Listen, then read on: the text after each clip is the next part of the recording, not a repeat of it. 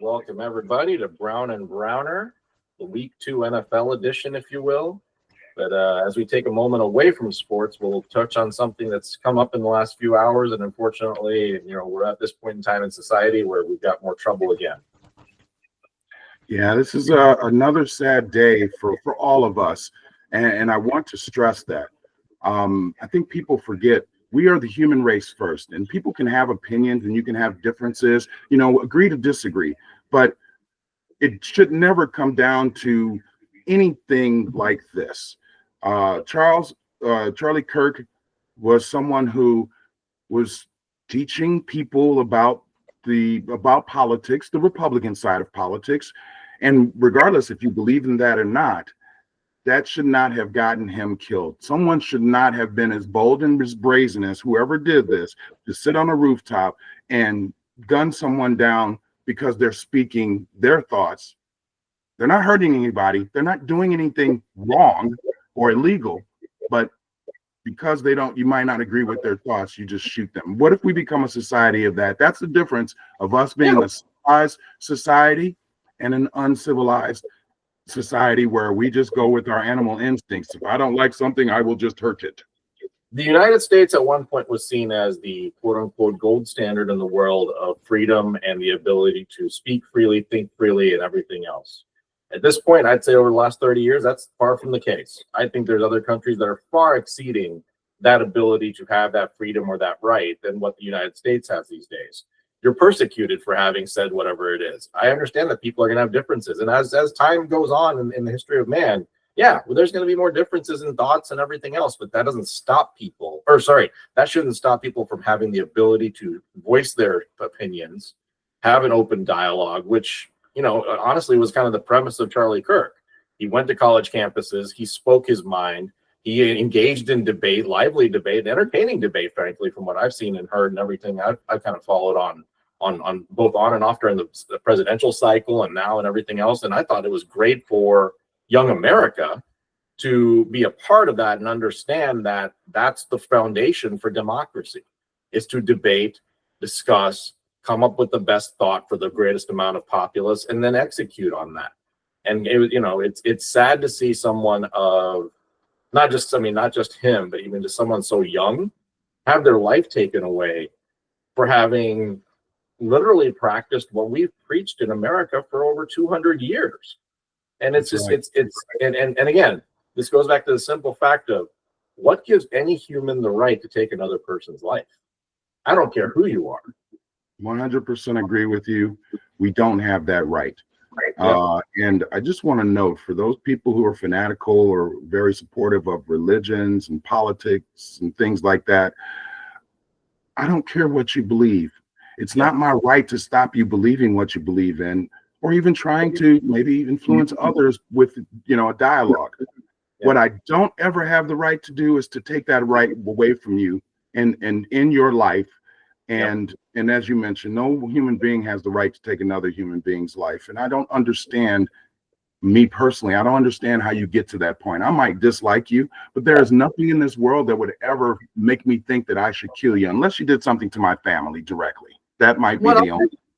And I'll put the positive spin back on what I just said. This is America. We've got a multitude of avenues to escape any situation that you may be in where you don't like what's being talked about, said, practiced, whatever it is. We don't live in a society or a country, and I'm not going to delegate anyone around the world, but there are situations around the world where you're stuck in a regime.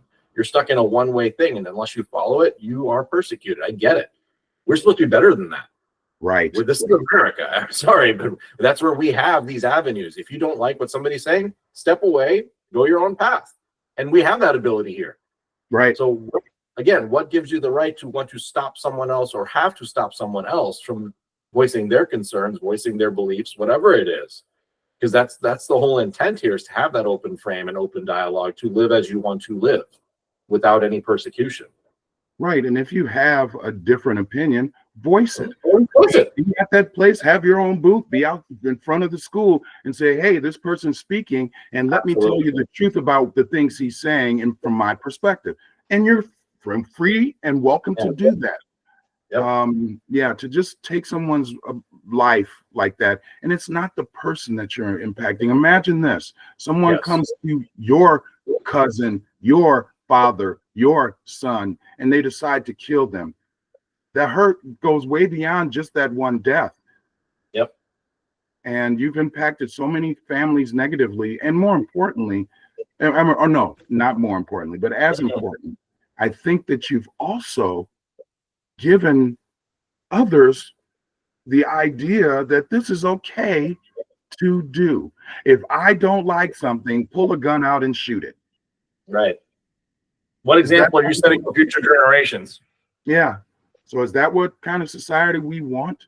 And again, I'll go back to that whole, argument about guns or not having guns. And I got lots of friends who have guns. Yep. People that I know who have guns.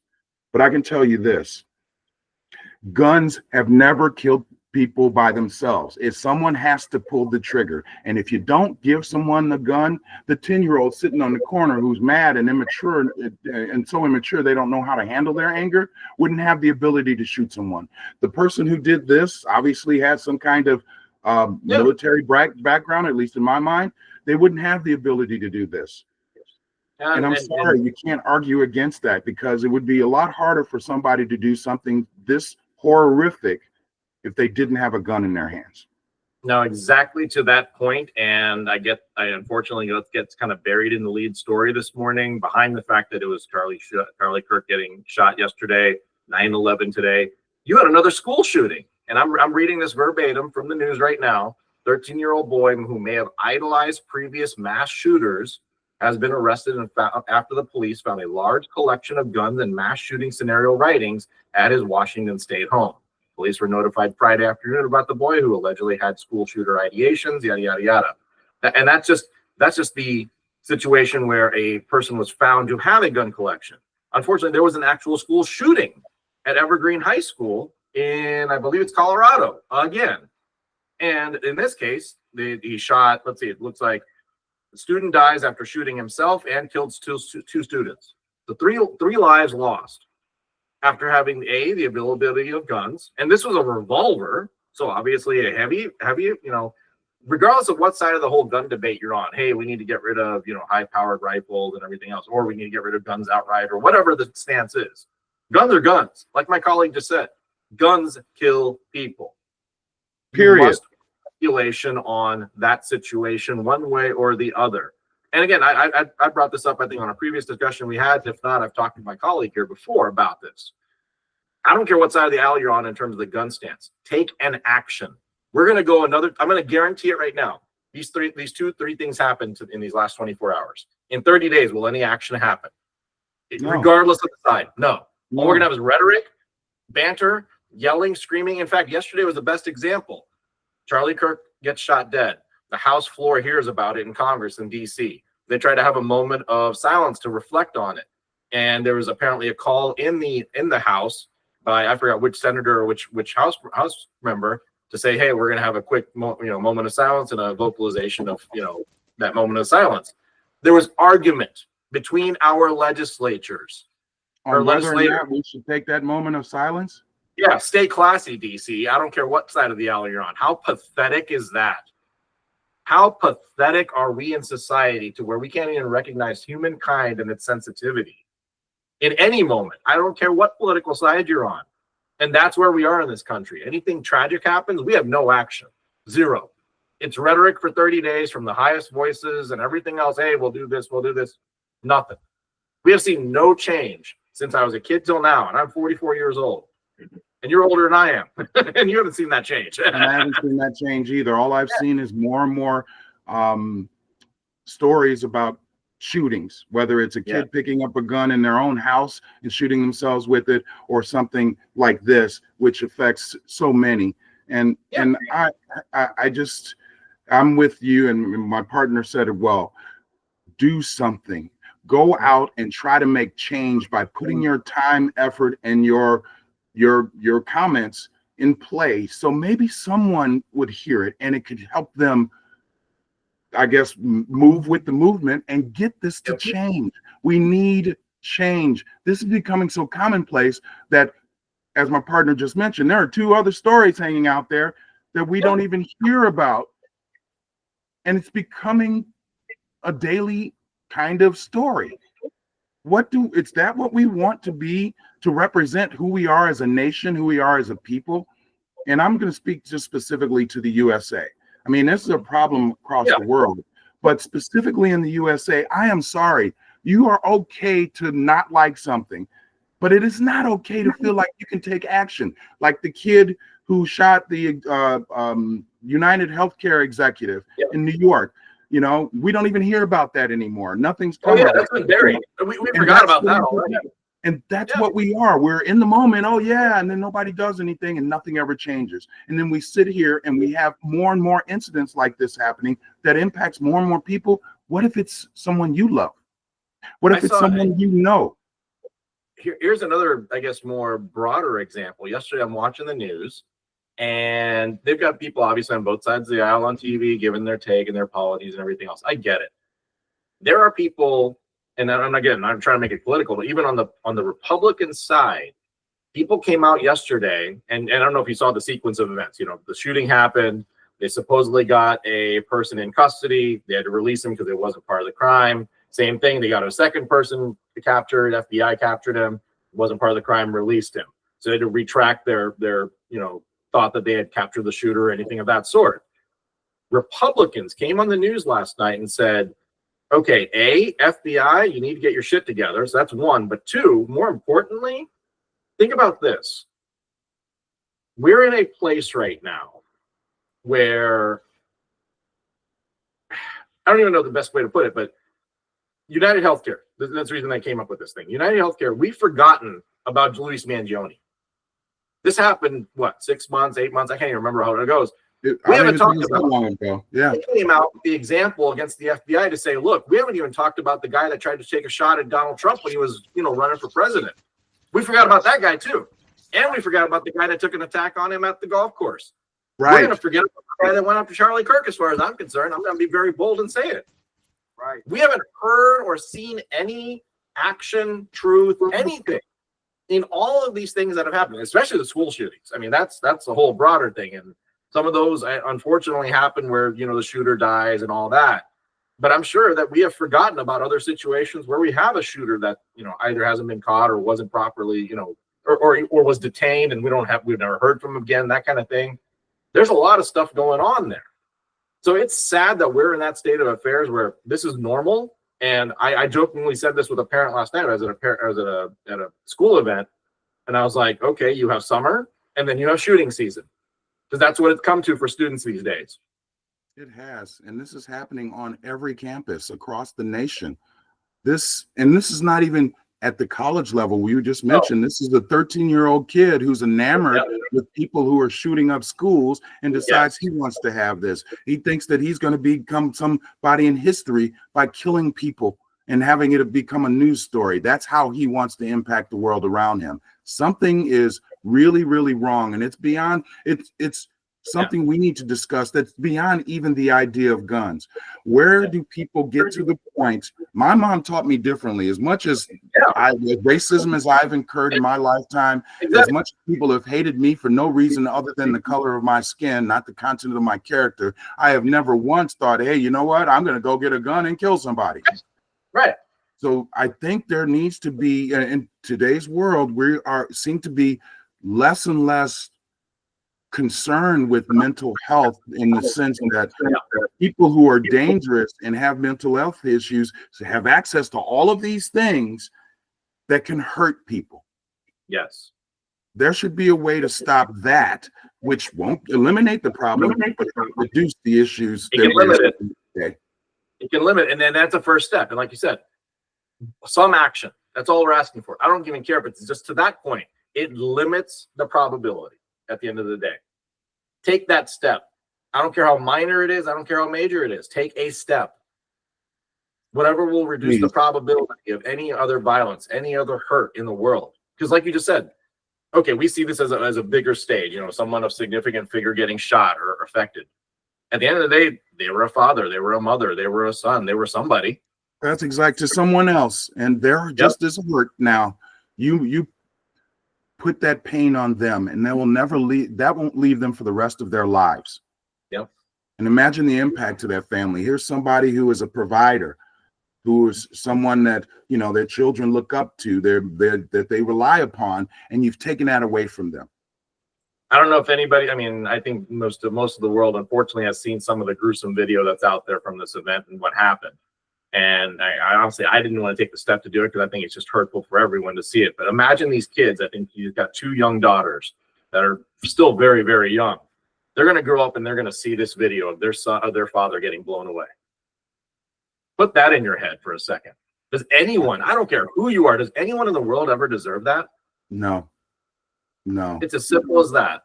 And that's where I feel like we need to find a way to channel all of this hate into something positive and not something as negative as these outcomes that we're seeing daily now. Think about this. This was a public forum at a college where colleges, last I checked and last I think we attended, were an open form of discussion and dialogue and freedom of thought. They've always been that way. And now you have someone that comes on campus, wants to speak his ideals, and there was over, I believe, somewhere between 2,000 and 4,000. I lose track of the numbers that were there. Yeah, they obviously said significant number of people that came there to listen or debate or whatever it is, and that's exactly what it's supposed to be. Now they did it with, I guess, limited security, from what I'm hearing. Which again, this is not a political figure per se. He's there to speak his mind, but he's not a political figure like a president or a governor or something like that. So I get that piece of it. At the same time, have we got that point in society where if you try to set up a forum, let's say it's at your local HOA, or if it's a church and a pastor, or if it's a community leader, do we need to go through all that step to protect the crowds now at these events? And that is at that point in society. Yeah, and that's the point exactly. And you know, not to belabor any points here, I think we've covered a lot of the issues. I mean, if you think about this, first off, I should be able to, I don't care if it's the president of the United States. Now, granted, you're going to have security for other reasons, but in general, they should be able to walk in public and not worry about somebody putting their hands on them. They should not, be able to walk in public and not have to look up at every rooftop to see if somebody's ready to gun them down in the same manner as we saw yesterday. What is going on with our society where people feel like they now have the right to engage with other people in this way? And the reason I said I didn't want to belabor this, and I also don't want to diminish the value of that conversation. I think this segue perfectly into what we saw last Sunday night in Baltimore. I'm sorry, in Buffalo, when Baltimore was playing the Bills. Again, definitely not on the same level. I'm just trying to make a point here about how people who should just be spectators feel like they have to be part of something by interacting directly with it. This kid, I don't know how old the person was, and after Baltimore scored a touchdown, they're walking along the side going back to their bench, and he pushes Hopkins, and then he pushes Lamar Jackson, and these aren't just little taps, these are real pushes. Lamar Jackson, you know, and I'm going to tell you, I have the same thing. And I used to tell my family, don't try to scare me. Don't come up behind me, because my first reaction, because I grew up in the ghetto, is that's right. Turn around and pop you. And then I'll look to see who you are. Yes, sir. And that's what Lamar's initial reaction was. And he pushed this person back. And then everybody's saying, oh my God, Lamar. And he has to apologize. Look, if somebody came into your workplace and you don't know who they are, and even if it's somebody you work with and they come up and they push you, what would be your reaction? Last time I heard it's called harassment, according to my it's HR called policy. Harassment. It's called assault. Yes. So that is a crime. But Lamar is at work doing his job, and he experiences this and reacts in a way that I think many of us would say we would in the moment. And he is now being asked to apologize. And granted, the person who was at the stadium who did this, after a lot of things you saw on TV where they were saying this person shouldn't be allowed, and I think that influenced the final decision of the NFL to mandate the people, the Stadium of Baltimore and all other NFL stadiums, to ban this person. I don't know if that's too extreme or not. Well, see, why? So the question is, why have we reached that point in society? Like, I don't care what your notoriety is in the world. Do you go up to a random person, not know them, and do you just go up and touch them or anything of that sort? No. In society, you walk up to a person, you have a civil conversation, or you say hello, or whatever it is. Or you say nothing. Or you say nothing. And that's Or you say fine nothing. too. Yeah, exactly. You know, you can have your hate. You can be, and I get it. Fans are fans, and that's where we all are. You know, you're a fan of something, and then you get so into being a fan of and supporting that you forget certain things that we have that are just supposed to be in place as guardrails on your actions, on your communications, etc. You know, get in the sport as a fan, you're going to talk trash. I mean, that's just the nature of the sport. That's the nature of being a fan. Hey, and that's fine. We welcome that. I was an athlete. Exactly. I welcome you talking trash. I'll talk trash back and try to beat you on the field of play, whatever I'm doing. And that's the way I talk trash. That'll be that settles the discussion. But in no way or shape or form am I going to go touch a player. Now, it might be in a positive manner where I hold up my hand, I want a high five. Yeah, if I'm a fan. But if I'm an enemy, I better not be touching my enemy. Like, that's just not right. Hey, I encourage that. And like you said, a high five is an option for the person that you're wanting to high five to do it. You're not forcing yourself upon them where you're slapping them in the head and slapping them in the shoulders and all of that. That's for the people who are with that person celebrating that moment, not for a spectator. And we've gotten to the point now, this isn't the first incident. We've had spitting incidents from the crowd. You have so many things that are going on where the crowd now is becoming part of the action. And that's not the intent of any of these professional sports or the idea that the entertainment value is there for you to partake in and to witness and experience. You should not go beyond that, period. And you're seeing too much of that now. I'm going to take this a little bit sideways too. I feel like something that's been lost, and I can say this because I'm in youth sports, something that's been lost is sportsmanship. And I don't know if it's also at the global level and even at the national level now. Because I mean, when's the last time you heard like, hey, sportsmanship of the year or best play that exhibited sportsmanship was highlighted on an ESPN or a Fox or whatever it is? I have yet to see it in the last 10 to 15 years. So there's bad examples for kids. Now, we're going back to last week. Yeah, we had a spitting incident to kick off the NFL season. Then what happens on Saturday? Hey, Florida player does the same thing on a USF player. I'm like, stay classy, everyone. Okay, when did we get in society where we act like, I'm going to say brutally, animals? Seriously. And that goes back to how we started this discussion in the other area.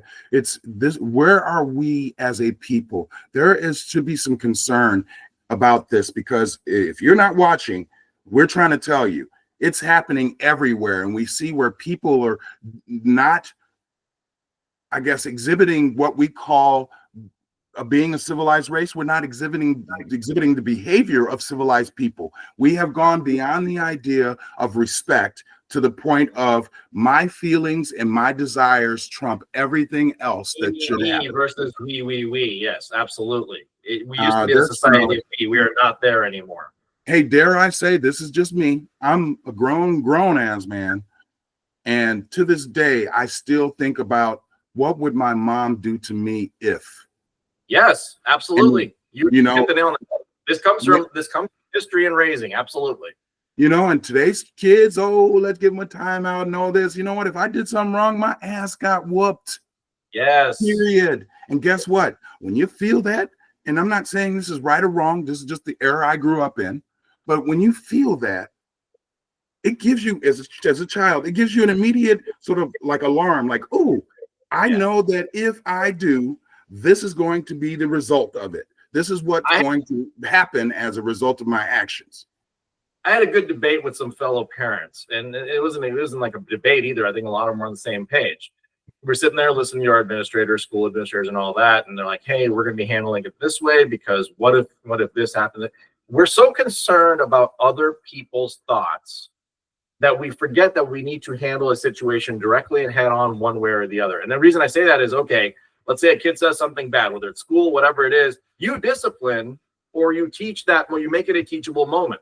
Just like you're saying, like your mom would call it out. Whoever would call it out. My And teacher your would have job- called me out. Teachers could beat you back then Yeah. too. I've been hit, and I've seen others get hit with yardsticks and stuff. Absolutely. But now Yep. we're in a situation where all these new quote unquote policies and everything, it's like, oh, well, we've got to look out for the betterment of the general public, and we'll take flack if we do this, that, and the other. I'm like, I'm sorry.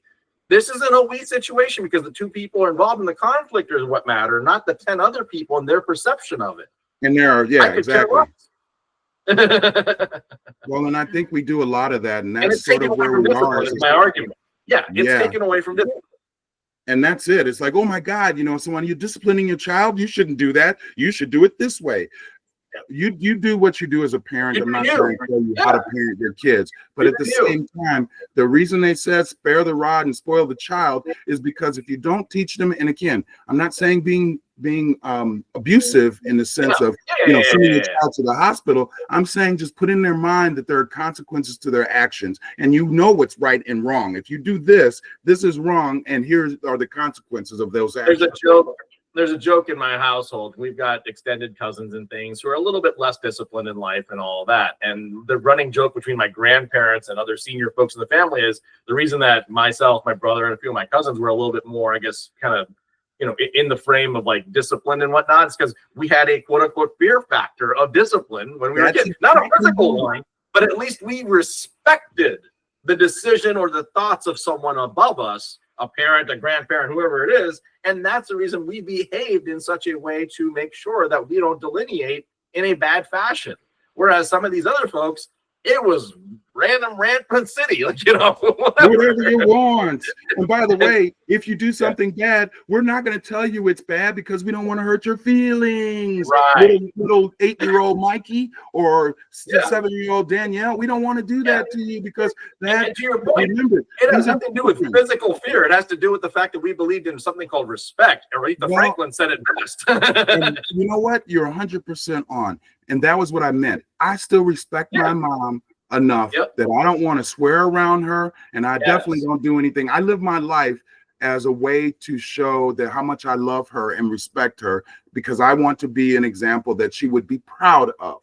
Yes. And I feel like we're losing a lot of that. And I'm not saying let's go back to beating our kids, but when the kids rule the roost, then they feel like anything that they do is above reproach. And no one should ever feel like that in their lifetime, that they are above reproach from a right and wrong standpoint, and no consequences to their actions. That's the problem what we have today, and why we're seeing an increase in these types of incidents, whether it's on the street, whether it's in a stadium, whether it's somebody thinking they should just go out and shoot somebody, because nobody looks at the consequences of their actions. They feel like, oh, that's okay. If I just feel like this, I should just act on it right now and do it, and nobody should condemn me for it, or I should have no kind of repercussion that would be, against me.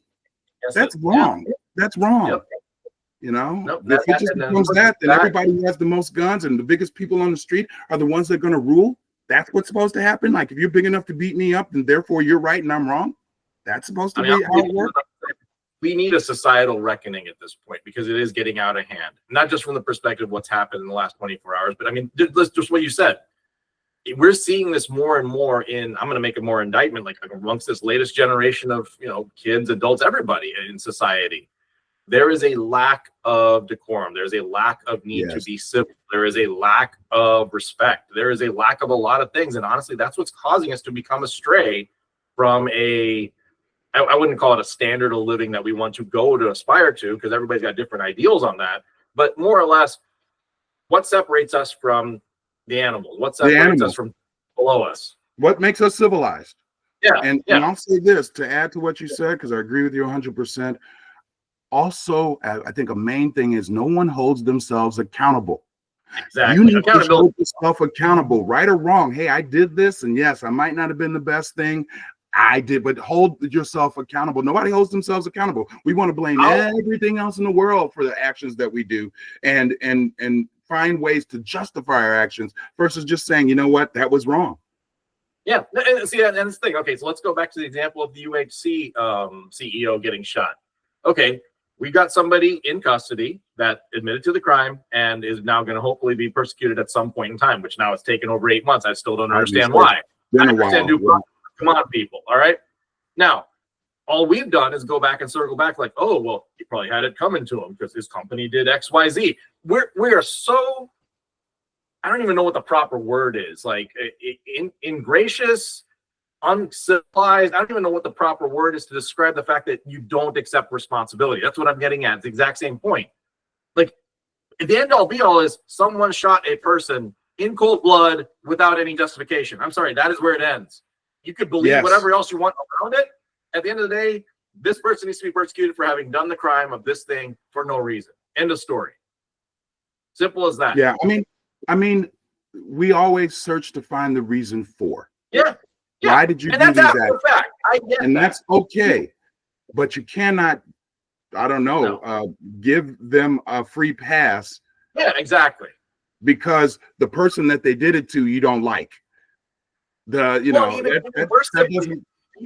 Even worse slippery slope is, I think it was at the Michigan school shooting that happened or whatever it was. So, obviously the guy that did it, he got persecuted. But then they went after his parents.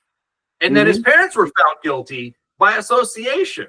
Right. So I'm like, okay, the guy that actually pulled the trigger is the one that we need to blame. I get that there is some guardrails probably that may have stopped, that could have helped the parents not have a gun or something in their house or whatever that whole situation was. Potentially, yes. But I'm sorry, let's focus on what happened instead of going outside the lane of trying to blame other things, other ones, whatever it is. That's the after the effect thing where you go back and say, okay, how could I have stopped it? That's what you go back and assess. How could I have stopped it? But you don't go on a blame game of blaming everybody else but the person that's involved.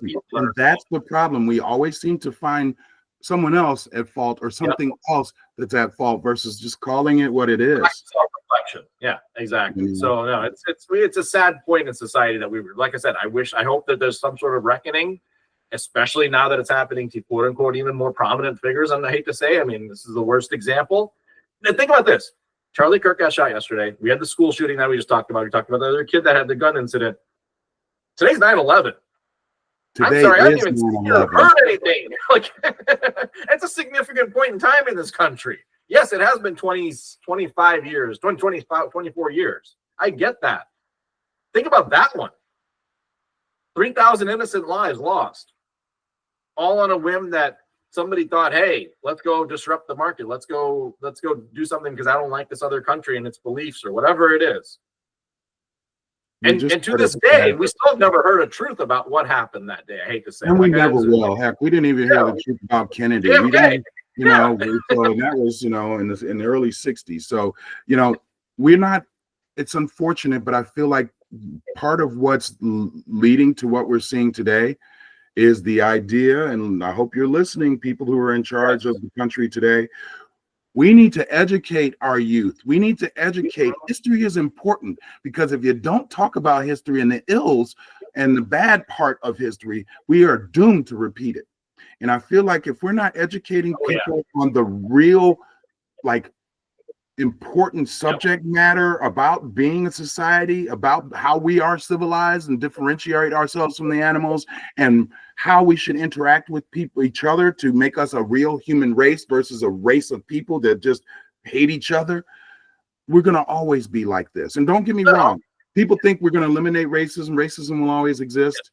That's just the truth. But we should be looking to reduce things to where it's much more manageable, and we don't have to talk about these things on a daily basis. Well, this goes back to exactly what you've brought up several times. We're sitting in this country, and I hate to say it, in certain states, certain schools, they're trying to erase history or try to modify it to their own narrative.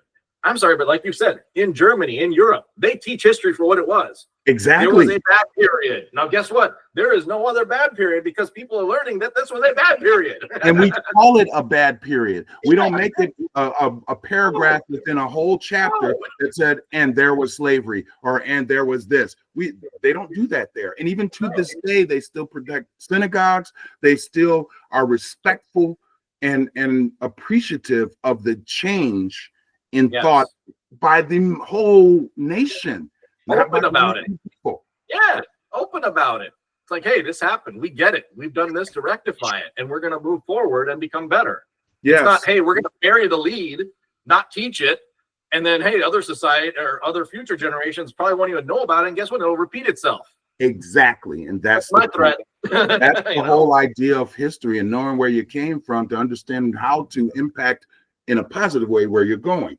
And we just don't do that anymore. And we are caring less and less about it. And it's more about the narrative and how we can control the narrative. And, we want to put a spin on this. No, what happens. If something occurs, let's call it what it is. And let's figure out to make sure if it's a tragic incident like what we saw yesterday, that we don't do it again. And again, I don't care if you're what color you are, black, white, or in between, any kind of brown, any whatever. We are still people, and there should be some kind of compassion or empathy or sympathy or something in our hearts that would hopefully get us to feel pain behind these incidents and try to avoid them in the future. There are people I don't like, but I would never wish this upon them, ever. Exactly. Nope. You hit the nail on the head. That's the thing. Like I said, I'll make this kind of a capstone to this. A lot of our problem is the media and how it's portrayed and everything else. And my kids have called this out a number of times. We'll watch the 6 o'clock, 10 o'clock news.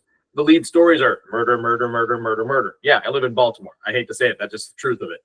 But why don't we start out with some happier news? Why don't we start out with something more positive and like, hey, someone saved I don't care if it's something as trivial as, hey, a firefighter saved a kitten off a tree. But I'm sorry, if you start with positivity in society, you can breed positivity in society. It's not to say you bury, what actually happened in the news. If a poor kid died, I get it. Yeah, we need to get that too. Yeah, we need to hear but that. There's the narrative in the country is always, we are so busy talking about so many negative things, literally daily, and even gets worse, obviously, when things like this happen, that we have zero things of positive measure to speak about in this country on a daily basis.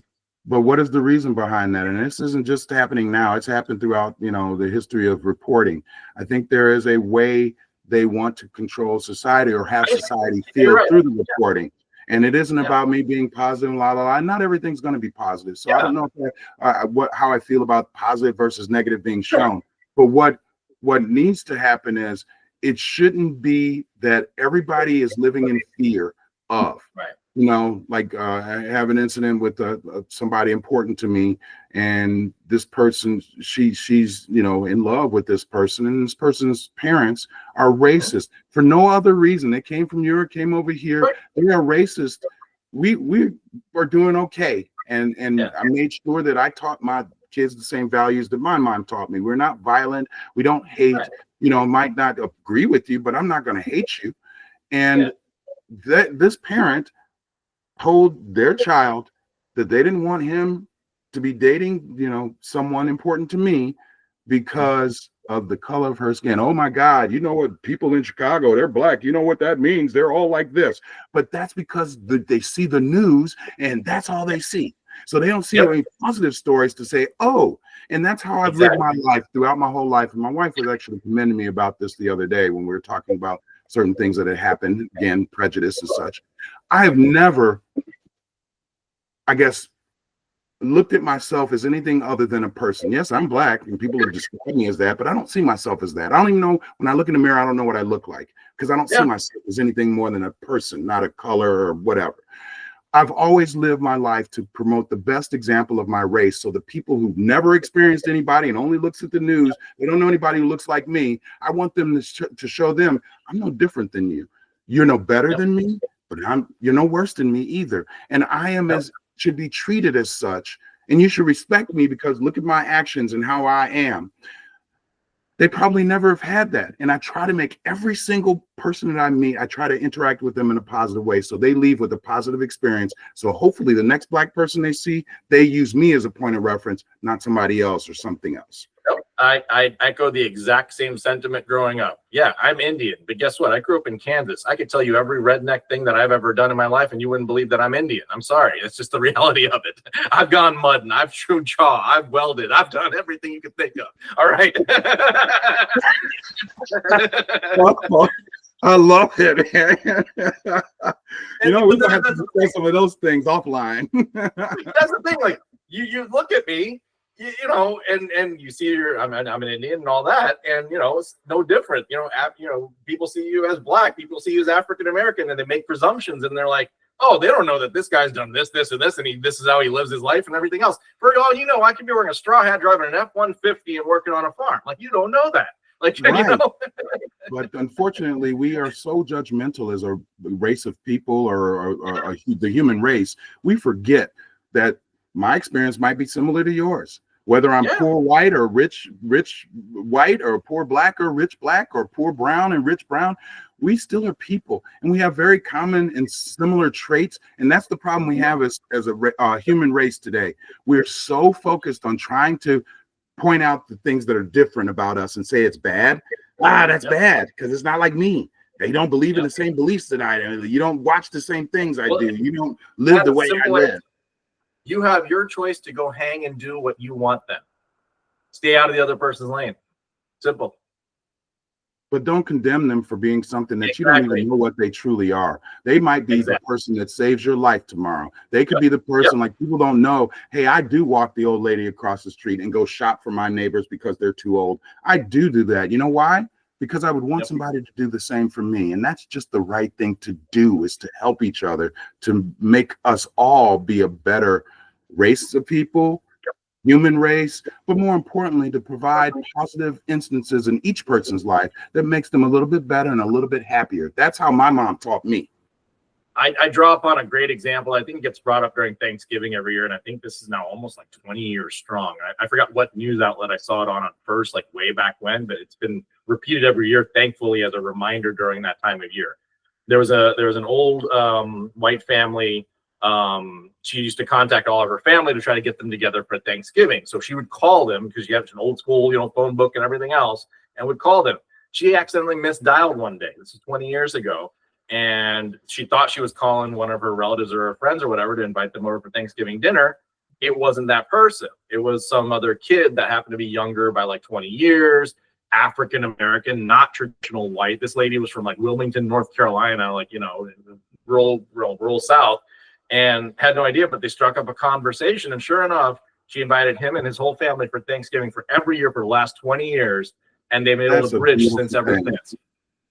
So think about it. It's blind connection, That's what needs to happen. But we need to open ourselves up to allow for opportunities to be taken advantage of like that. We're so reserved and so fearful and so ready to judge, and everything's bad except how I see things, that we don't even give ourselves opportunities like that. I'm going to give you one more story, and maybe we chop this whole thing up to have one of it be more about society and political, and then the other part be sports. But I was recently in the hospital, had surgery on my back for the third time. I've not had a roommate in the other times I was in the hospital, and this time I did. And I hadn't heard from this guy. I heard the person speaking to the nurses and such as they come in the room. It seemed like he needed a lot of care. Seemed like he needed a lot of care, but they had the curtain, right? So I'm not seeing him. My mom comes by, we talk, I walk with the therapist to show that I'm capable of moving. And then my mom left and came back, and I'm talking to this guy. And now I introduce myself. Hey, I'm such and such, what's your issue? You're okay. And he goes on a tirade, and not a tirade. He goes on a diatribe for about 20, 30 minutes straight. But he tells me about, now I haven't seen him yet. He tells me, I have, some relatives in Kentucky who are pretty prejudiced. And we know what Kentucky, when we talk about prejudice, like they marinate their prejudice and put it on everything they eat. You know what I'm saying? Not everybody, you can't broad stroke that, but a lot of people. And he said, I noticed that your mom sounded like a Black Southern woman. And she is.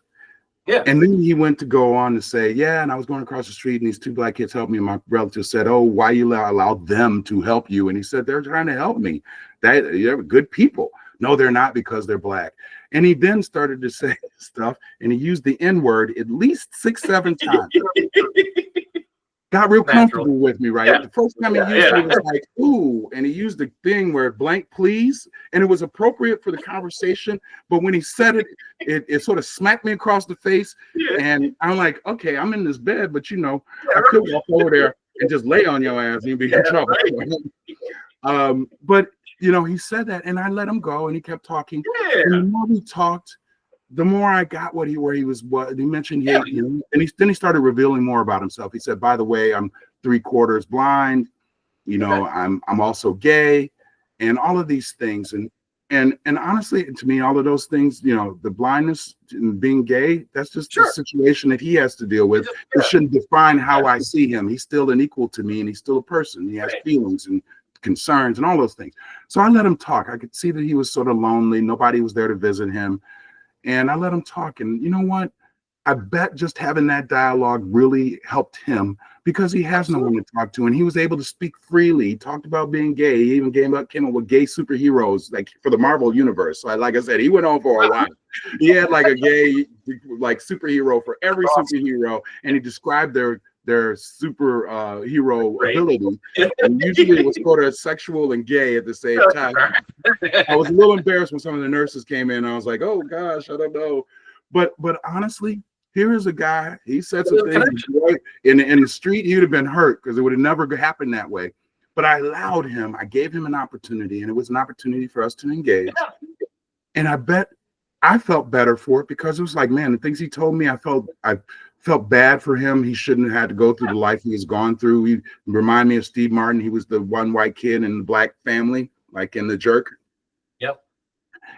And again, and to shorten the story, that was an opportunity. And I always see that as a way for me to interact with people in a positive way.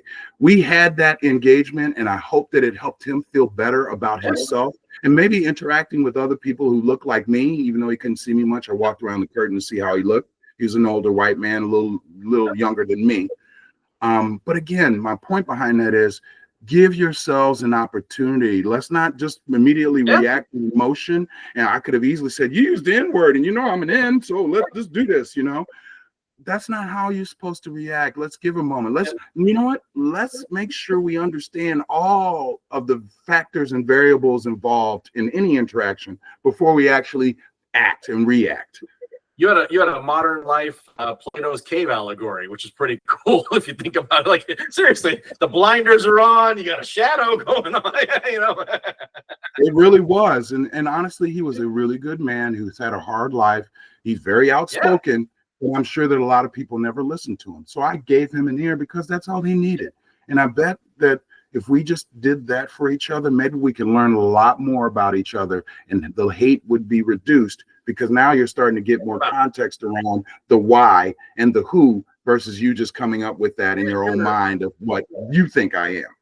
Here's your real life example of what Dave Chappelle tried to portray on his show when he had the black white faces. I told you the guy that too. But that was the message. The message is exactly what happened in your situation, if you think about it. He didn't know that he was white. He felt like he was black, even though he is white, but he's blind. And he probably wasn't a thing. Nobody mentioned color to him. So he didn't define himself by color. Yep. We should all try that. We should all try that. Nope. And that's exactly the point. Never judge a book by its cover, and it's so true in every single way. You sit there and you see something, it doesn't mean that it represents everything else that you've heard from anyone else. Until you've experienced it, don't make a judgment. That's my advice on anything. Yeah, judge it by your own experience. For those people who've never been around an Asian or Mexican or a black person, give yourself an opportunity. Maybe try to engage with one. Be as open as you need to be, not in a racist way, but I never really engaged with somebody like you. Could you help me better understand what you are about, so I can better understand how to engage in the right ways in the future? Maybe that could help. Yep. Connect with people. That's all we can ask to say is connect with people. Don't look to judge or harm or anything of that sort. Connect. Simple as that. That's right. That's right. Yep. And that's where the internet, I feel, is hurting us. Oh, yeah. It's lost. Yeah, absolutely. Yeah. We're not connecting in the ways we used to connect. There wasn't a phone or a www address that we went through, or a chat room. We actually went out and engaged with each other. So we saw it firsthand. We felt it and touched it, and it was real.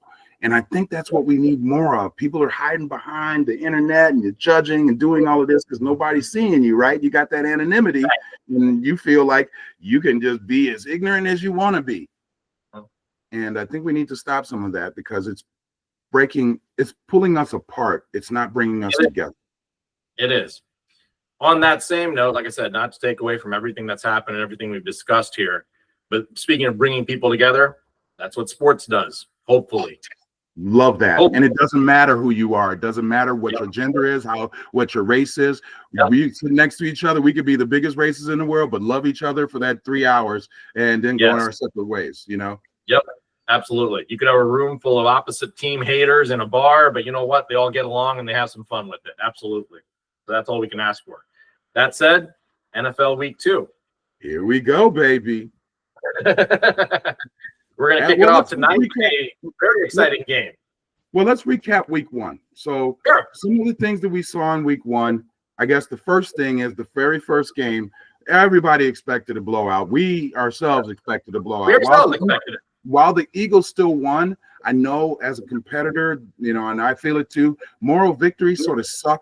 But if I'm Dallas, I got to feel great about myself after the first game. Even though they lost, they were in the game the entire game, and it almost felt like they could pull out a win.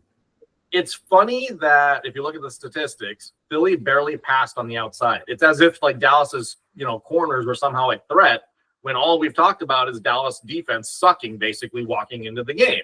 Especially sure enough, Micah Parsons. Yeah, sure enough, it took a Jalen Hurts / Saquon Barkley / inside throwing to Dallas Goedert kind of game for the Eagles to win that game. Yes. So, yeah, Dallas has to come away thinking pretty positive so far. They held their own against a pretty tough team.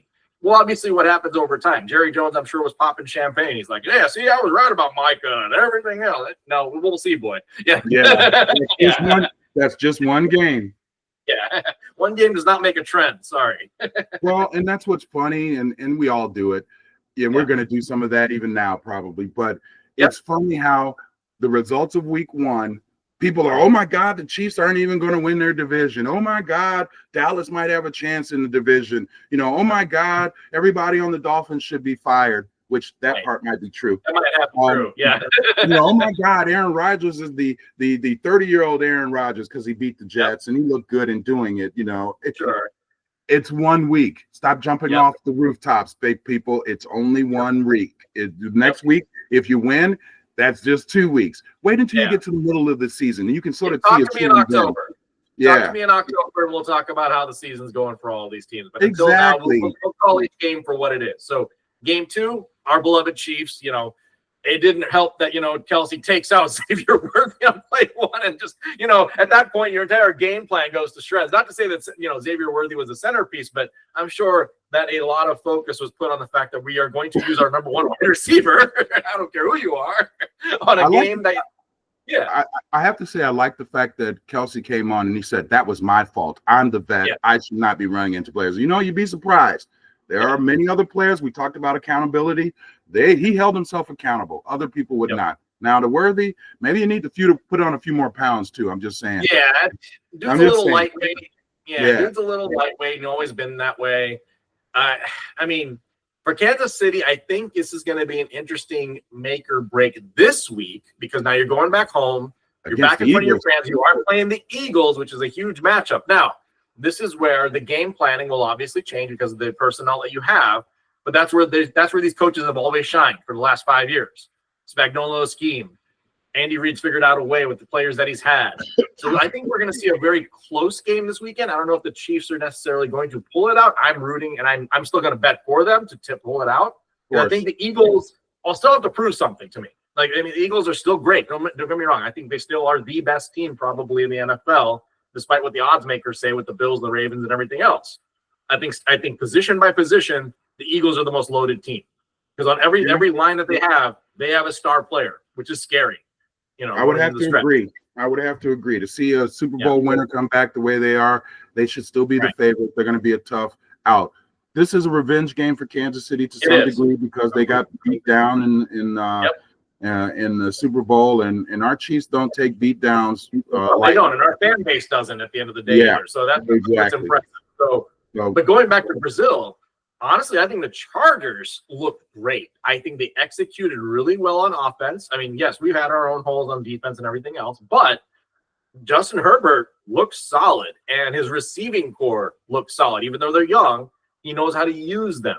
Their running back game, a little bit more suspect. But remember, this is a John Harbaugh team. You John Harbaugh 2, 3, 4 seasons, he built a contender. So I like where the Chargers are going. Me too, and I like the fact they got Keenan Allen back, and I wish I'd have picked him up in fantasy. Keenan Allen is one of those receivers. He's like the old Tom Waddle was to the Bears. Doesn't have to be too fast, doesn't have, but have great hands, go over the middle, catch everything, get you 100 yards receiving. I think that's going to bode well for them, along with McConkey. I feel like they're going to be able to be a threat.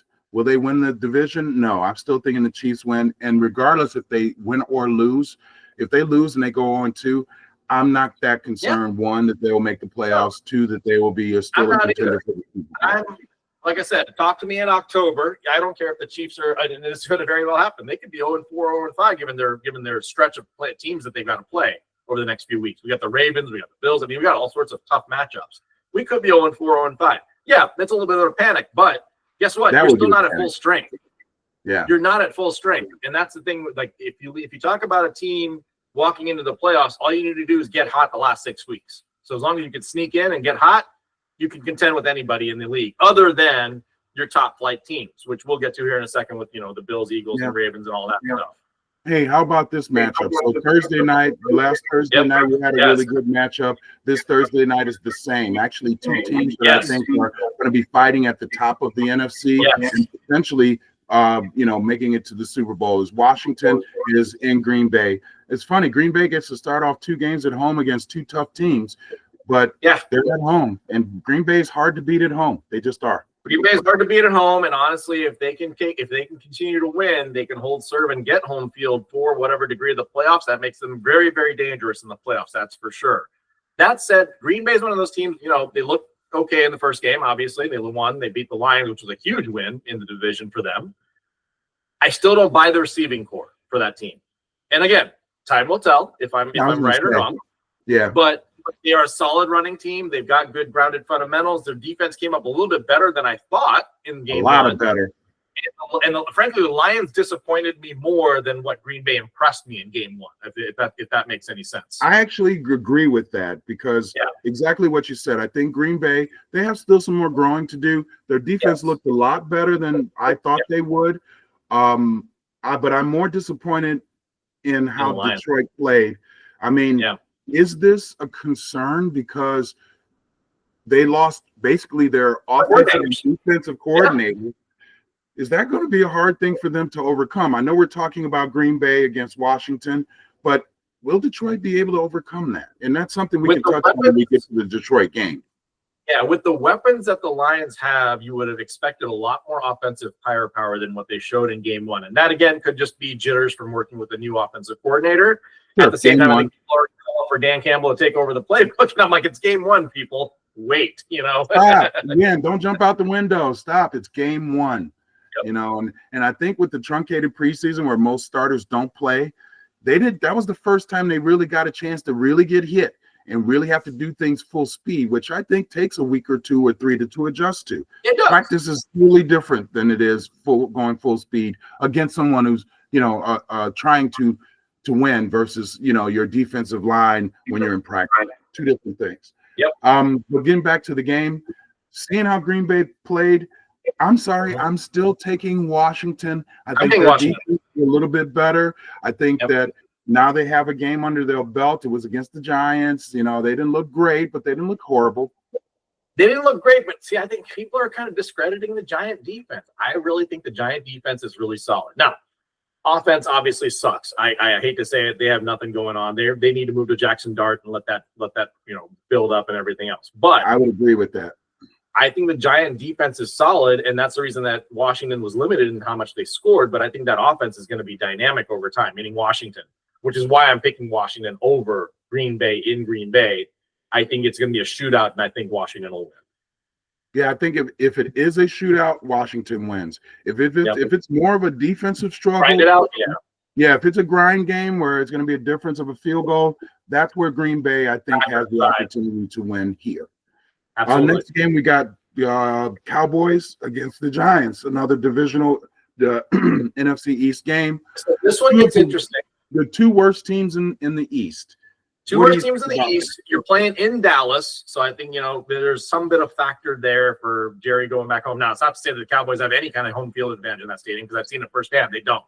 Not But anymore. Not anymore. the Giants just don't have an offense. I'm sorry. The Giants do not have an offense. It sucks. It can't score if their life depended on it. Their defense is great, but I think Dallas has enough weapons to overcome it and win that game. I think it's going to be close, but not too close. I think it's going to be like a 7-point game. I think Cowboys win. I think if the Cowboys defense plays as it did against Philadelphia, they're actually going to win by 14 or more points. I think their offense is fairly solid. They've shown that against the Houston defense last week. I think they're still working out the Pickens, CD Lamb. I see the run game develop. Yeah. Well, and they actually had a few running plays and looked okay. Sans Tony Pollard, et cetera, and Dowdle. Yeah, no, Javonte Williams is working out, so it'll be interesting to see. But like you said, the receiving core, they should be able to take more advantage of that. I think so. I'm a little worried about one thing, and this is to the Giants. It was game one, and this is always a problem with these diva receivers when people, say you're really good, and then you're on a really bad team. Instead of trying to make your team better, you're trying to make your stats better. And I'm sorry, Malik Neighbors was sitting on the sideline. Yeah. If he does that another game, to be frank, I would want him to be somebody that all of a sudden gets an injury that I can put on an injury reserve and sit him out because he's bad for the team. He's not a locker room guy. No, not coming off as a locker room guy at all. No, and that's what you don't need that because all it takes is one little, comment, some actions, and then a few other people. Let him lose another game or two. Then all of the team starts acting like that. And I don't want to make an indictment, but let's think back to every LSU receiver in the same boat. Similar attitudes, if you think about it, I hate to say. You got a Jamar Chase, you got Malik Neighbors, you got Justin Jefferson. I can go down the line. I mean, LSU's got a plethora of them, but they all come from the same mold, if you will, where, they're good. They're solid. They're unbelievable. They're a freak of talent. But are they leaders for a team? No, none of them. Probably not, because they seem like more of a me first, I'm great kind of guys. But I tell you what, at least they've been able to mesh with their teams to the point where they're not the distraction. And the reality is this: with the exception of some franchises turning it around immediately, most of the best players go to the worst teams. That's just how it works with the draft and everything. So you're going to go to a bad team and you try to make them better, like Michael Jordan did with the Bulls years ago. So take pride in the idea of growing that team and not in the idea of, oh, my God, I didn't get the ball 10 times this game. Oh, it sucks. Be more concerned that you lost, not how you lost, not that you weren't involved enough. I think that's the problem with a lot of these guys who go to these bad teams. And look at where Cincinnati is now. Yes. Look at where Minnesota is. So it can happen. I understand because I hate to lose too. But, boy, if you act like that, you've made your whole team a loser. Exactly. By the way, Cincinnati, you should have lost in week 1. I just feel bad for the Browns. You know what? I agree with you on that one. They eked out a 1-point win. The Browns had the opportunity to win the game twice. Well, you know what? We could skip to that one and go back to some of the other games, but probably hit on this one quick. So the Bengals won last week. The Jaguars won last week. The Jaguars actually looked pretty good in winning. Jaguars look good. The Bengals look sort of bad in winning their game. They're in Cincinnati. I feel like the Bengals are still, again, week 1, we're still warming up. I think Cincinnati. And that offense. Yeah. Well, the fact that their defense held Cleveland to 16 points, I don't know if that's a result of Cleveland's offense or the result of Cincinnati's defense, but that bodes well for them because if they can hold teams to 25 points or less, they have an offense that will help them win 13 games this season. That's going to be an interesting game with the Jags and Bengals. The fact that it's in Cincinnati is probably why I'm giving the Bengals the edge on that one, but I think it's going to be a close game. I kind of like the Jags. I saw a little bit of their game last week. Their offense looks nice and fluid. Like it's working with the new coach. So that, they're finally taking care of Lord Farquaad's, abilities on the field, which is great, and they got the right weapons. Travis Hunter's Travis Hunter. He's got things going to develop over time and become a player. I don't know at what position, but we'll see. I still think they need to work. They need to get him good on one side of the ball. If you play him on both sides of the ball, he will be injured. Not going to be a star on both. Yeah, it's hard to be the star on both. You're not Dion. It's hard to do that. So no, I'm picking the Bengals in that one just because it's in Cincinnati, and I think it's going to be an interesting game. I think it'll be close, but I think Cincinnati pulls that one out. All right, and I gotta. We'll recap these afterwards. I want to make sure that I put these down in our spreadsheet. So Commanders, Packers, we both have Commanders. Yep. All right. So and then for the Cowboys, the Giants, we both have Cowboys. Yep. Next week we'll go over our year-to-date results. Yep. And talk about the things that we're, our win-loss record and such. So this game, we're saying that we both have the Bengals, even though we feel like it's going to be closer, right? Than it may look. All right. Next game I got on tap is Seahawks and against the Steelers in Pittsburgh. I'm going Steelers. Is week one an aberration? It's not an aberration because I think they are figuring out the system. And yeah, it was the Jets. I get all that. The Jets aren't horrible, but they're not exactly top flight material. But that said, they're playing back in Pittsburgh. They're going to go ground heavy. I think they're going to get back to their bread and butter. They got a good ground game. Aaron Rodgers figuring out how to get the ball to his receivers. I give it to the Steelers in this one pretty easily. Seattle's still a team on the come up. They're young. And, with Sam Darnold having to work with young assets on that team, it's going to be tough. Defensively, they're also kind of got some holes here and there, especially with the younger players in Seattle. I'm going Pittsburgh. All right. And actually, I would agree with you. I think we're not going to expect Rodgers to throw for 4 touchdowns and no interceptions every game. That looked great week one. I think things settled back down. But I think one of the things you mentioned, Steelers have always been known for running the ball. They need to learn how to run the ball, because if you don't only have a one-sided offense, believe me, they'll figure out how to shut it down. And Rodgers doesn't have he's not as fleet of foot to be able to carry the team. Yeah. So we'll see what happens, but I have the Steelers in that one as well. Quick game. This one we don't have to talk a lot about. Rams, Titans.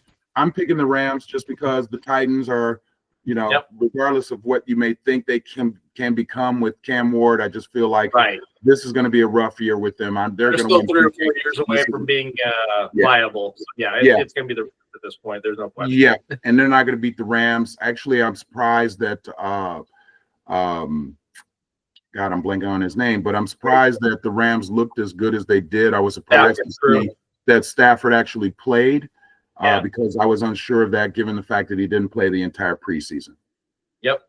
No, you still got Puka. You got them. You got the weapons out there. I mean, it's gonna happen. Kyron Williams is They got the tools to win, and they got the right coach. You got Devontae and Puka. I'm sorry, if you're gonna have somebody replace Cooper Kupp, Devontae Adams is not a bad. Adams is that dude. Yeah, exactly, exactly. All right, next on line is another divisional game. We got Bills versus Jets. Going Bills heavy on that one. I don't care where it's at. I like the Bills, honestly. They looked solid last week. Yeah, they had to come back against what should have been a Ravens win. Not any bias locally, but my God, it should have been a Ravens win. That should have been a Ravens blowout. They were up enough points, 15, and they had the ball, and somehow they lost. 4 minutes left, 4 minutes left, 99.1% chance to win on the probability meter, and you lose. I mean, you know what? I'm just checking that more and more. We've talked about this before. For some people who have the money, if you're really into sports, you want to make a lot of money. It's happening more frequently than ever. Yeah. You have where a team is 99% loss chance. Put a couple bucks on it. Put a buck on. Yeah. You're gonna get like 1,001 odds. Yep. And all you gotta do is hit one. All you gotta do is hit one, and you're good. Yep. But I'm with you, Bills. Bills look great. Josh Allen might get another MVP. Now the Bills defense does have holes. Now that's one thing to say down the season now. So the Bills have the softest schedule supposedly in the NFL this year. Yes, they do. And they are going to continue to put up points. Don't get me wrong. Yes. But how many points are they going to give up? That's going to be the other question. Well, they could be the next the version of last year's Cincinnati Bengals, where their offense could score 40 and they still lose more than they win. Yep.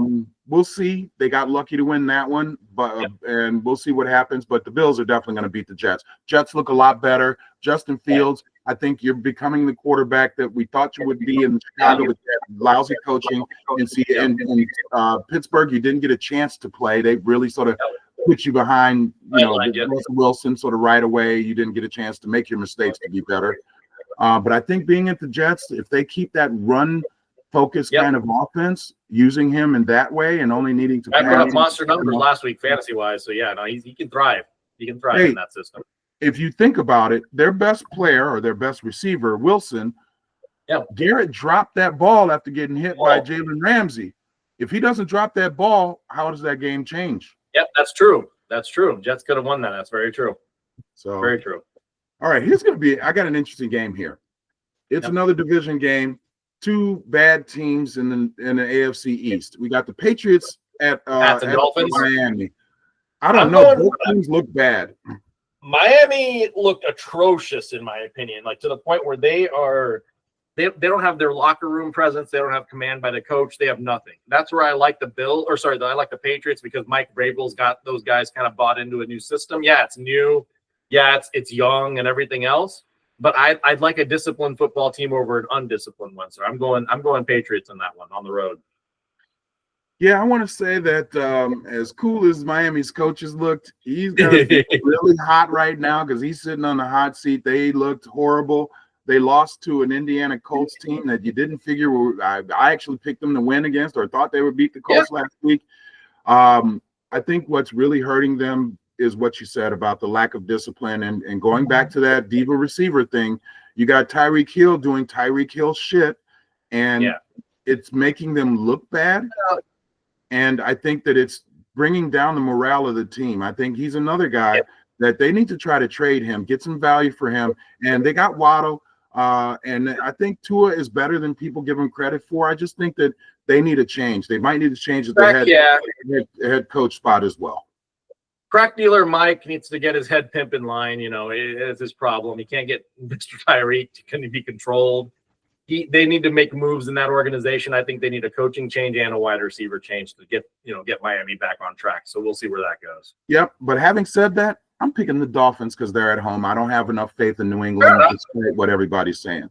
So that's the first time we've deviated from the same picks. Yep. We got 49ers Saints. Yep. I'm going Niners. New Orleans. I'm going Niners. The Saints are going to have a nice riled up crowd and all that, but frankly, they just don't have any power at that team. Spencer Rattler is not your quarterback. I'm sorry. He can't get the ball to Olave 55 times a game because Olave's going to get double teamed. They don't have enough weapons. Their other receivers. They have Shaheed.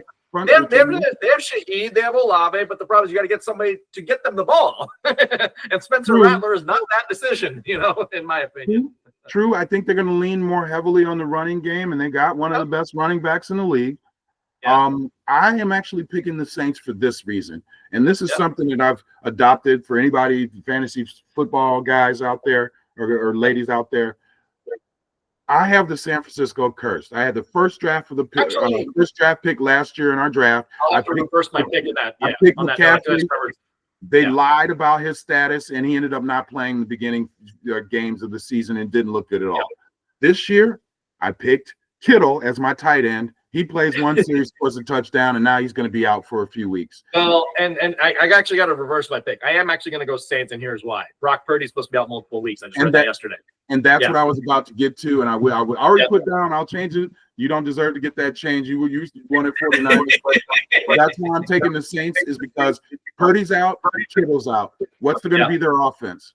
Yeah, I don't even know their second quarterback. And more importantly, as much as I'd like to see CMC and Brian Robinson to establish a run game, it's probably not going to be enough.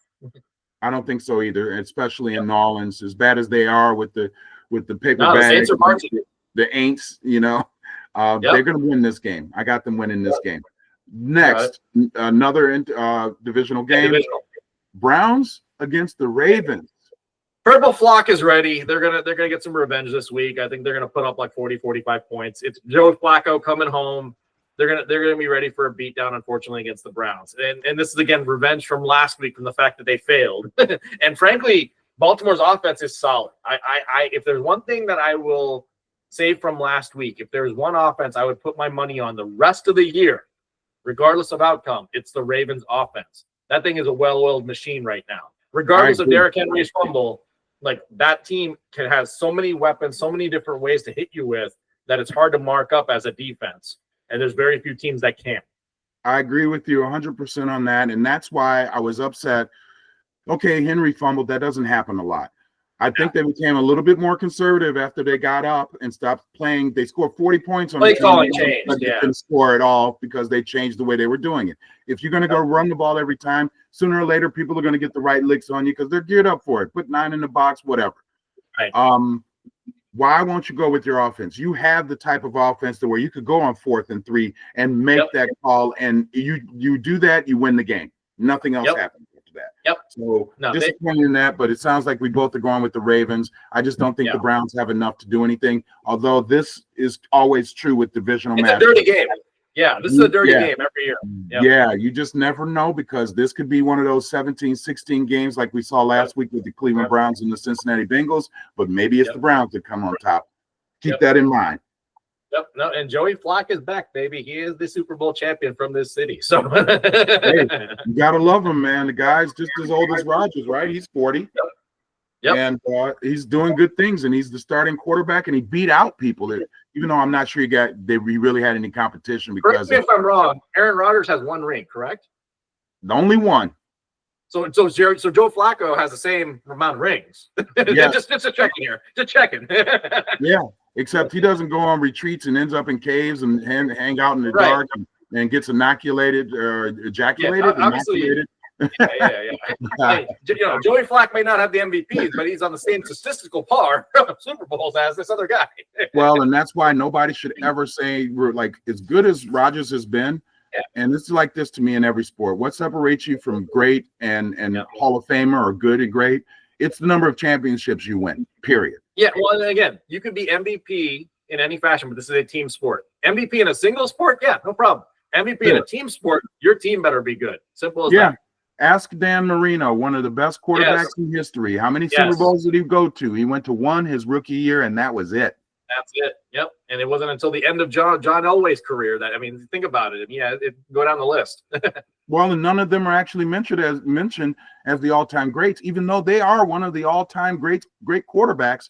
But because they didn't win championships, like a Brady, like a Mahomes, like a Steve Young, Montana, you can go down the list of winners, even Brett Favre. That's why they're not mentioned. Yep. Very, very true. All right, another divisional matchup, Bears-Lions. Bears-Lions. What do you think? Who rebounds better, the Bears playing in Detroit or Detroit? First off, no indictment against the city where you live, but that was the worst offensive performance in the second half I've ever seen in my life. And I'm sorry, but a dude that paints his nails, wears earrings, and has other ambitions is not a team player. I'm sorry, the Bears suck. Unfortunately, that was true, especially for that game. And I have to temper all of my Bears fans, because some guys I used to play football with, they're all gung ho about the Bears, how great they're going to look. First down, we had 84% completion. Yeah, great. Well, here's the scary part about the Bears. The Lions, that was just one game. You figure like they're going to come back. They're going to get better with these new coaches. The Bears seem to always look like the Bears, and as great as they looked for the first half to 3/4 of that game, the last quarter exposed a lot of this. I'm not sure that Caleb should have been the first, second, third, fourth, maybe even fifth quarterback that was picked in the first round of that draft, because how do you miss almost half of your targets? Like, I've never seen a guy overthrow that many balls in my life. I was sitting there watching, and I'm sitting there like, this was the guy they picked over all these other guys that are doing really well in the NFL and below him. And I'm like, if you overthrow a ball that bad, there's middle school kids that can hit the broadside of a barn. Right. What the heck are you doing? Like, how are you missing it by that much? And not the funny thing, but the thing about it is this. He was overthrowing everybody. Everything. And one catch that they showed that was on, ESPN Top 10, Komet had to pull that in with one hand. That was overthrown. And if he hits just one of those, especially the one to Moore, DJ Moore was open on the 5-yard line. Nobody was really near him. And he overthrows him by 5 yards. Like, he throws it way up here. That is not an NFL quarterback. Yeah. Well, to me, I blame him for DJ Moore almost getting decapitated that game, too. He threw that ball high. Right. Yes. He threw that ball high. And that's a problem. I get it. You might be, psyched, hyped up and all of that. You did well the first quarter, second quarter, but something scares me there because I don't see that from any of the other quarterbacks. Heck, Penix has taken the starting role, and he looked good last year. Carrying the team on his back. Yeah. We were talking about Bo. We're talking about Jaden. We're talking about every other quarterback except the number 1 pick of that draft. Heck, McCarthy didn't even play a whole year last year. He looked better than and he put the team on his back. Yeah. So that scares me. You said it right, being a Bears fan. I'm sorry, until the Bears do better, they suck, and you should look at that way. Stop thinking they're a playoff team, period. Yeah. Plus, you're going to Detroit. There's no chance in hell. This is the Lions win. No, I think the Lions will now put up, like 35 points against them. Yeah. Yeah, I think so. Because they didn't do so well last week, and the Bears, if they put any pass rush on, you know what? Caleb looks well when there's no pass rush. When there's a pass rush, he looks like a deer with, the headlights. He's running around. He's trying to do too much. He doesn't know when to throw the ball away. Not going to win that game. Scared. Let's get to the last one at the 1 o'clock window, the Seahawks and Steelers. Actually, no, sorry. We already talked about that one. Yeah. We can go to the 4 o'clock slate. So our beloved Chiefs and our beloved Eagles. There we go. There you go. It's in Kansas City. Yep. I'm going revenge game. They need a bounce back. You got the Chiefs? I got the Chiefs only, and then again, not just because of fandom. I think they're gonna game plan because now they know the personnel they got to deal with. Now the offense is gonna be slow. I think it's gonna be a grinded out game throughout the entire game. I think it's gonna come down to the ground game. I think it's gonna be Pacheco and Hunt heavy, along with some outlets to the tight ends. I don't think they're gonna go crazy on over the top plays on the secondary on the Eagles. So I think it's gonna be a close game in terms of making Jalen Hurts and Saquon be the focal point. I think they're going to try to make it to where Jalen Hurts is forced to throw the ball this game, and that's where it could get interesting because we have a halfway decent secondary. It's young, but between those boys, they're pretty good, and McDuffie and everybody else. You got 2 stud receivers, at least maybe even 3 for the Eagles, which makes it a little dangerous. Jahan Dotson has got speed. Yeah. Jahan Dotson's got speed. And they already had 2 decent receivers, and one is, and they got a tight end. So they got the weapons to be dangerous on the outside, but we've got to force Jalen Hurts to throw the ball. So I think that's where they're going to probably press the box, is my guess. The Chiefs will, to force Jalen having to throw the ball. So it'll get interesting. I like the fact that it's in KC. I think we're going to be loud as hell. I think we're going to make the play cadence fun. The tush push will probably still show itself, and you really can't use the crowd advantage to it to stop it. But I think we got the manpower to stop it. I think Greek Freak has been doing his quad thrusts in the off season to stop it. So we'll see. I'm a Chiefs fan, and I want them to win the Super Bowl. I want them to win every game they play, unless it's against the Bears. I might, right there. But I'm going with the Eagles this game, and I'm going to tell you why. One, losing Xavier hurt. It's huge. Period. Yeah. I didn't see enough from the Chiefs, and granted, that was over in South America, and that's something totally different. The turf there was horrible. If you noticed, a lot of people were slipping constantly. But I'll say this. Right now, in my mind, the Eagles are head and shoulders above every other team in the NFL. Did you hear me, guys? Every other team in the NFL. Because they have they have so many weapons on offense, and they have a decent defense. Yeah. I can't say that any other team has that same balance, not to that degree. And because of that, I'm picking the Eagles. I hope that Kansas City wins. But if I was putting money on it, I got the Eagles. They got too many offensive weapons. And I'm not sure right now that Kansas City will be able to score 24 to 27 points, which I agree. And that's the reason I say it. Low scoring is what it's going to have to stay for Kansas City to win. And I don't know if that's possible. And I think you hit the nail on the head every which way. I just hope, I don't think we're going to bore AJ Brown on the sideline. He's not going to be reading 3 novels like he did last week, in the sideline, staying quiet. I think this week he's going to have to get a little active, and we'll see how it goes. We'll see how it goes. Again, I'm hoping that Kansas City wins, but if I had to put money on it, I got the Eagles. Too much firepower, regardless of what Kansas City does on defense. Can they score 27 points? Right now, I'm not sure of that. Until somebody can stop Saquon, it's not. Yeah, there's no. Exactly. So you take the Chiefs. I got the Eagles. Next, I got Broncos Colts. Probably won't take a lot of conversation there. I'm going Broncos. The Colts look good. Don't get me wrong. Danny Dimes apparently is showing up and showing that he's the next Peyton Manning apparently in Indianapolis or something of the sort. But they are still a run-heavy team. It's Jonathan Taylor or bust over there. That Broncos defense is legit. That's all I can tell you. That Broncos defense is legit, and that's the reason I'm going donkeys on that one. As much as I don't want them to win. Kansas City fan, you obviously want teams in the division to lose. But Broncos look like they're for real. and Yeah. they have the defense to prove it. I think they still have enough offensive weapons. The Colts, I'm sorry if until I see otherwise, Daniel Jones has shown me that he is not a winner. He can show flashes of being okay, and that's great. That was against the Dolphins. Let's see how they play against the Broncos.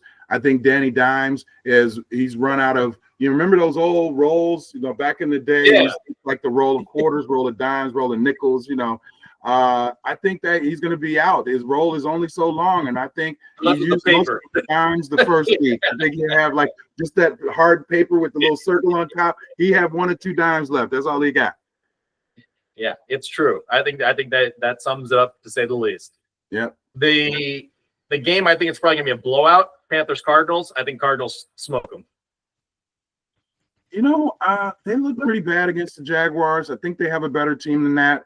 I think losing Thielen, believe it or not, as old as he is, might have hurt them because they didn't look so great on the wide receiver core. It'd be different if they kept Kirk and they had Thielen, but I'm unsure about Leggett and Thomas and the rest of them, and whether or not Lord Farquhar is all that. But from a Cardinal standpoint, they eked out a win last week. They did. Kyler is up and down, but boy, they got some weapons on offense between the wide receiver and the running back. I mean, they got enough to go. They got the offensive firepower to put up 30, 40 points a game if they want to, and they're play calling right. Defense, I don't know, but playing the Panthers, and the Panthers again haven't shown anything on offense, so that's the reason I say Arizona's going to win this game pretty easily. Yep, I would agree with that. And they're at home too. Can't see them getting beat by the Panthers. I got Falcons Vikings. I think that's going to be an interesting game. The Vikings had to sneak it out against Chicago on the road, and JJ McCarthy looked solid. I don't think their offense looked that great in my opinion. And I think it was just because the Bears just didn't, do any good play calling at the end of the day. The Falcons won a tough game, and you got to give Michael Penix credit for putting the team on his back and everything else. And again, another guy that has every weapon at his disposal, but I don't think the play calling and everything is just there yet, and they haven't figured it out just yet. Defensively, also a sieve. This game could be a shootout. Now the Vikings are supposed to have a good defense, and I think they do. Brian Flores is a good defensive coordinator. He's got the tools. Because this game is in Minnesota, I'm going Minnesota. I think I'm about the same. I'm going Minnesota as well. I think given what happened in the fourth quarter, that's going to really help bring that offense up.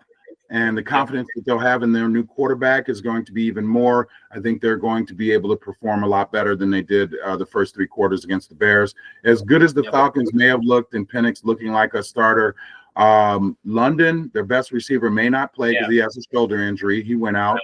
And if they start to key on their running game, I'm not sure they have enough firepower. And I'm still not sold on Pitts.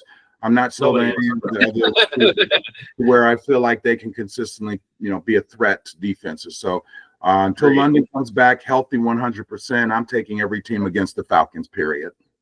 Yep, makes sense to me. Monday night are 2 games, which gets even more interesting. We'll start with the Bucs and Texans first. I'm going Baker Mayfield on the road. I have so bought into the Tampa Bay soup and Kool-Aid this year because I just love that team. I love their vibe. I've always said it from college onward. Baker Mayfield is a winner. I don't care if you think he's mediocre. I don't care if you think he's just another white quarterback. The dude has weapons named Mike Evans. The dude has weapons in the backfield. The dude has great play calling. He's got a leadership presence in the locker room. I love the culture and the fact that they also play a soft schedule in the South. That just makes them stronger. So at the end of the day, I love it. The Texans have yet to show me that next level come up. I mean, CJ Stroud and the boys, they've got the talent on the field, I think, in all respect, and the coaching. But they haven't got that next level come up like the Tampa Bay Bucs have proven over year after year. I'm on the same page with you, starting with the Texans. I think their defense is better than what people give them credit for. I haven't seen them take that next step, but they play in the AFC South, so they're going to be a perennial playoff team regardless for the most part. I do think they need to get their running game together. I think that was something, Mixon's out. They got what's his name? Chubb. Cleveland. They've got Nick Chubb, and then they got Pierce as well. I think they need to get that running game to be more solid. with Kirk out. I don't know if he's still out this week. Name that I did not hear and didn't see much of, Nico Collins. What happened to him? He was one of the best He's been receivers. erased ever since his stud season. He's just, I don't know if injuries killed it or what, but yeah, he's been lost. Yeah, and CJ Stroud, you need to play a little bit better. But I'm with you. I mean, looking at this, you gotta love the Buccaneers. And to me, looking at Baker, he sort of gives me that Jim McMahon vibe. A guy that has sort of, if you look at each one of the potential skills of a quarterback, he doesn't excel in any of them, but he's consistent in all of them, and he has the one intangible that makes him great. He's a great team leader, and he has a fire and a passion that everybody else sort of gravitate towards and feels and utilizes when they're in the game. He's a winner. Yep. I'm going with Baker Mayfield as well, and the Buccaneers on the road and an upset of the Texans. Statistically, Baker Mayfield has been one of the top 3 quarterbacks in the last 5 years. Yards, completion, all that stuff. But people just forget, they kind of I think the other thing that's notable here that needs to be mentioned is if you look at what happened last week, you mentioned the offensive weapons, and let's just say weapon that they have with Mike Evans. This guy's 1,000-yard every year kind of guy for what, a decade, more than a decade. Jerry Rice tying stats. But they got this rookie. What's his name? Iwabuke, something like that. Iwabuke, Dude is the real deal. He scored 2 touchdowns last week. And he looks you got good. Bucky Irving, you got Rashad White in the backfield. I mean, they got a weapon, Cade Otton. I mean, tons of weapons. and Bowles is known for defense, and that's the other part of it too. That Tampa Bay, if I don't have the stats to right here available, readily available, but I feel like their defense has been consistent over since Todd Bowles got there. And I feel like that's the backbone that helps them win these games because they're in every game. So as long as Baker and the team can perform, they're going to win a lot of those games. Absolutely. And I just think that they're going to do that again this week against the Texans in Texas. Last but not least, we got Chargers Raiders, both of which won. The funny thing is the only team that lost in the AFC West last week was the Chiefs. That's right. So thankfully we can at least get one other one to lose this week, which will be nice. But Justin Herbert and the boys look solid. Geno and the boys looked okay too. Yeah. So because this is being played in Vegas, and Herbert's back on the road, I'm going to give a small smattering of an edge to those Raiders. I'm going with surprise pick on the Raiders on this one. Really?